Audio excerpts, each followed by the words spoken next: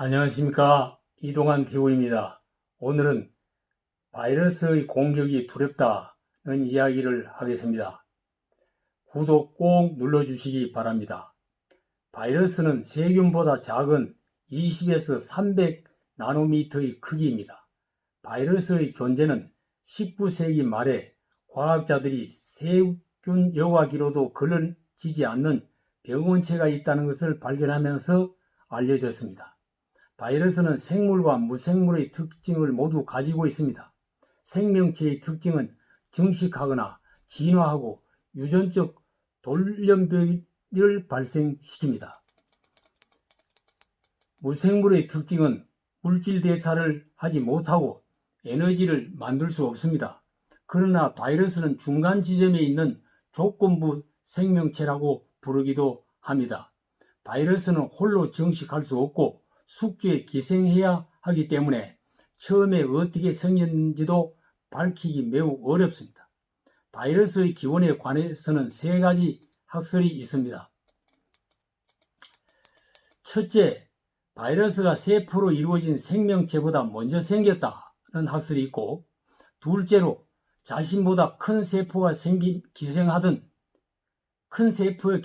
작은 세포가 태화해서 만들어졌다는 학설이 있고, 셋째는 세포를 가진 생명체의 DNA나 RNA가 떨어져 나와서 바이러스가 됐다는 학설이 있습니다.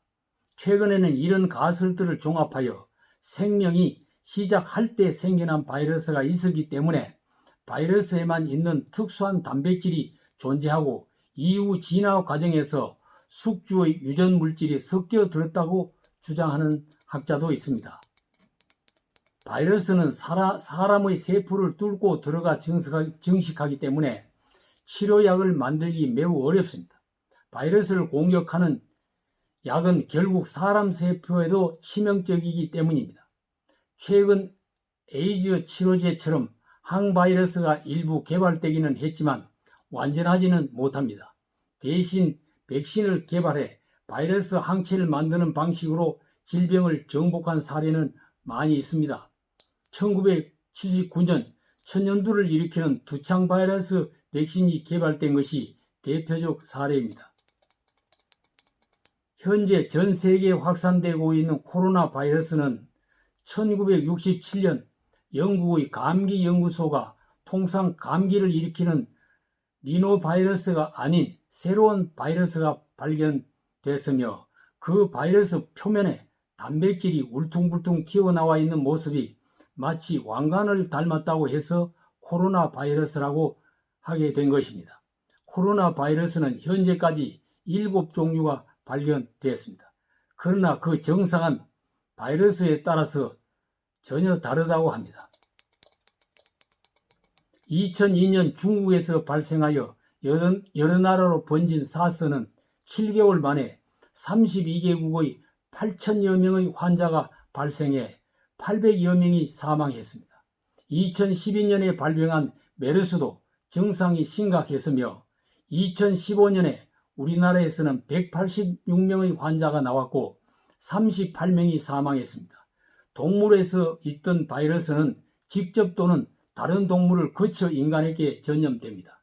박쥐에게서 유래한 사스와 메르스 바이러스는 각각 사양 고양이와 중동의 낙타를 거쳐 인간에게 전염됐다고 합니다.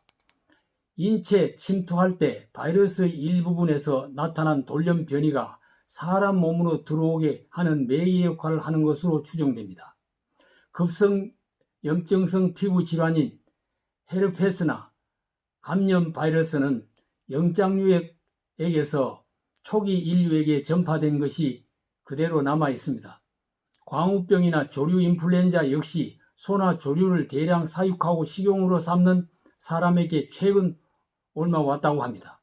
이 같은 동물과 사람 간 전염에 대한 해결은 바이러스에 대한 과학적인 연구와 동물과 인간의 관계를 정립하는 데 중점을 두는 수밖에 없습니다. 현재 전 세계 코로나19 감염자는 5월 30일 현재 603만 명에 이른다고 합니다. 사망자는 36만 명을 넘었다고 합니다. 전 세계로 확산되는 코로나 사태를 어떻게 막을 수 있겠습니까?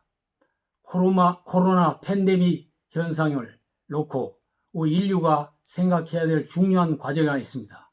인류의 생존을 위협하던 전쟁과 기후재난보다도 바이러스의 공격이 더 심각해지고 있습니다. 인간은 자연과 관계 복원을 절박하게 생각해야 할 시점에 이르렀습니다. 인간이 자연을 어떻게 훼손하고 자연의 순리를 거역했기 때문에 이와 같은 바이러스의 공격을 받고 있는가를 반성해야 될 시점이 되었다는 것입니다. 반성해야 합니다. 감사합니다.